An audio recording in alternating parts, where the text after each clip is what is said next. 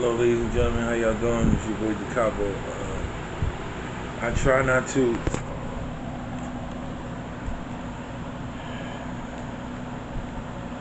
I try not to do too much. I try not to do too much recording while I'm not in, I would say, the best of moods. But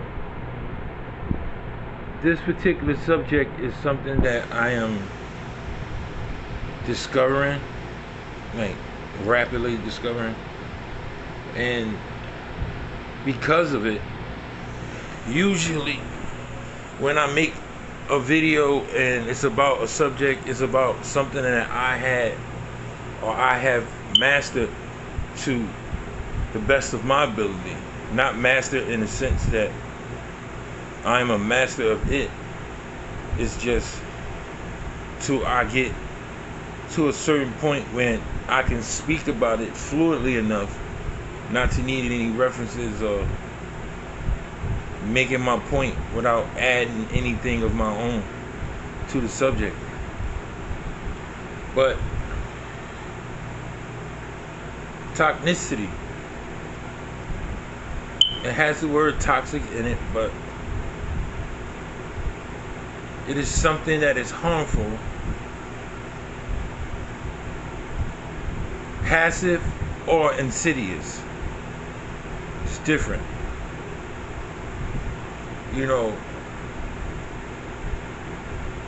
It is the ingredient or additive in which something toxic starts to take on a life of its own by producing toxicity, toxicness in its environment.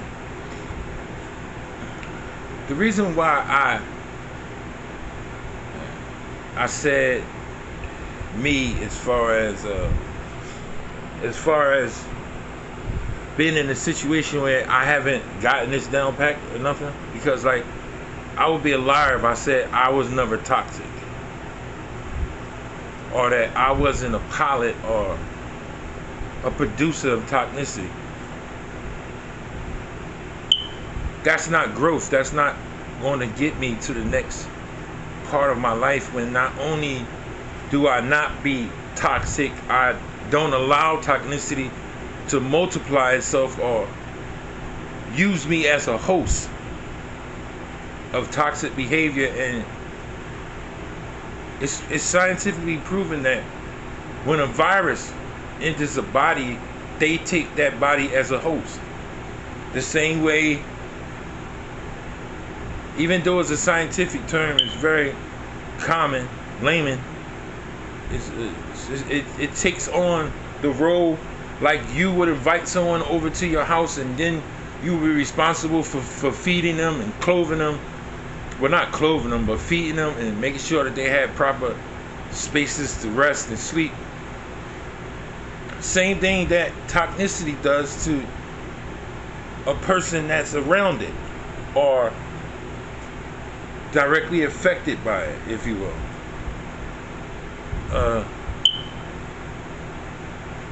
I've outgrown a lot of stuff, and me outgrowing a lot of stuff, I noticed that the craving of always going back, or the craving of needing something, even though you know or have an idea that it's toxic to you. It's just something about human beings that we not only indulge in these type of things, but we seek them out. And I'm in a very, very good place in my life, and I'm noticing that my area, the things in which I do, my progress, whether increasing or decreasing, always comes down to the level of toxicity that I have in my life at the time. everyone talks about the obvious one, drugs or whatever. Like, there are actually many forms of toxicity. Your environment, the people you hang with, the things that you get into, the way that you enjoy yourself. All of these things, without us knowing, can become toxic, therefore producing toxicity. And I've never been an envious person. But when I see people who I thought were squares, or I'm not going to say nerd because I'm one. When I see people who were in situations I might not have agreed with, I see them with an uncomfortable lens, because I'm realizing that peace, sustainability, these things are priceless, you know. So priceless, in fact, that some people have them without knowing their value. Some people have been walking amongst peace so long that they don't see it with a vigorous demand or desire, like someone who has been longing for that.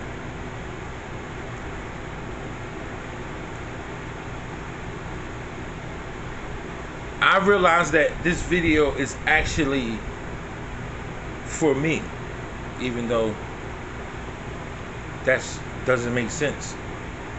But this video is for me. There's some things that I want in my life that I am not going to be able to gain as long as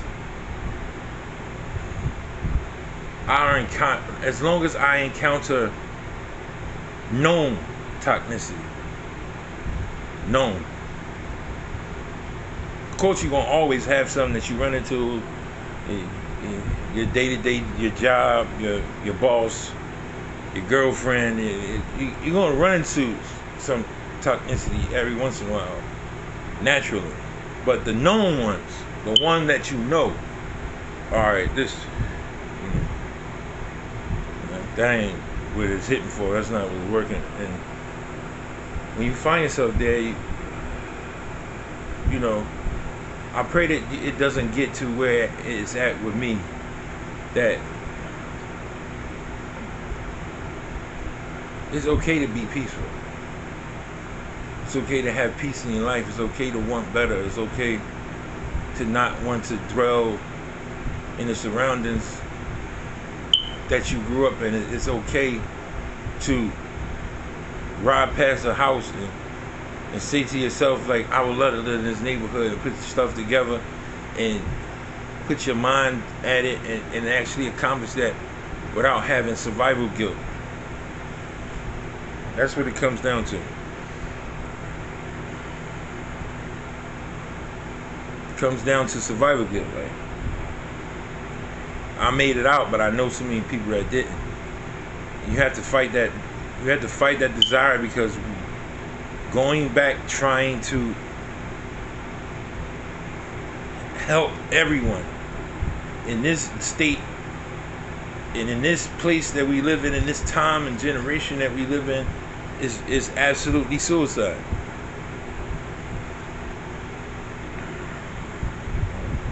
Unfortunately, too many examples about people giving back, and,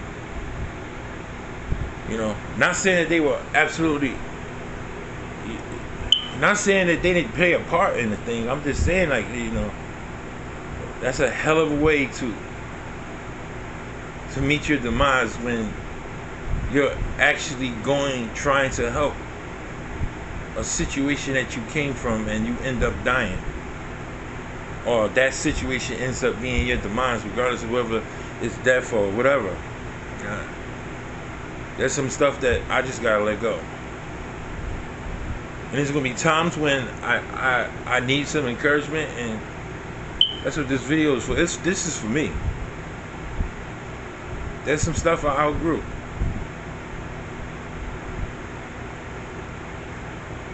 Some things that I don't like anymore. There's some stuff that I enjoy now. Peace, one of them. Once again, this your boy Decopbo, just my daily meditation, my daily reflection. Hope it helped y'all like it helped me. Decopbo one.